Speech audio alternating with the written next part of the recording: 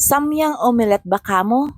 Tara at i-twist natin into low carb version. Syempre out sa atin ang noodles, gagawa tayo ng low carb version. Anyway, ilalagay ko na lang sa comment section kung paano ko ito ginawa. Ito din po yung almost zero carb lumpia wrapper na ginawa ko. Ibuhos natin sa pan para medyo makapal. Ngayon, iro-roll natin at i-slice natin to ng pahaba.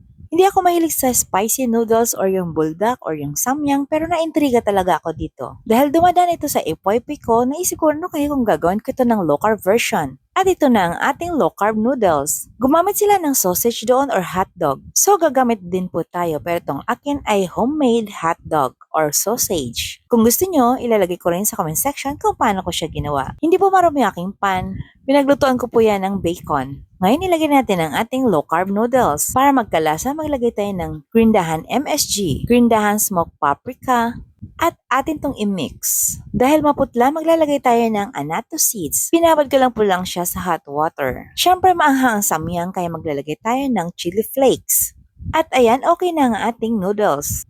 Sa same pan, maglagay tayo ng oil. Again, pinaglutuan ko po yan ng bacon. 2 eggs, may asin at merong MSG. Pero syempre, keto approved. At ngayon, ito ang ating Bible verse for today.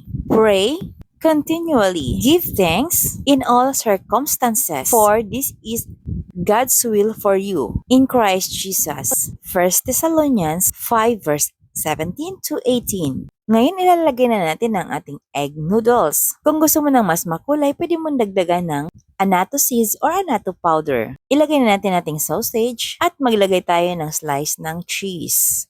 Then, atin itong i-fold. Kung kayo po nanonood ngayon at hindi po kayo naka-follow sa aking page, follow na po para ma-notify kayo every time na mag-upload ako ng mga low carb treats. Naglagay sila ng mayonnaise doon, maglalagay din po tayo. At ito na atin ang titikman. Thank you for watching. Follow for more. God bless you po.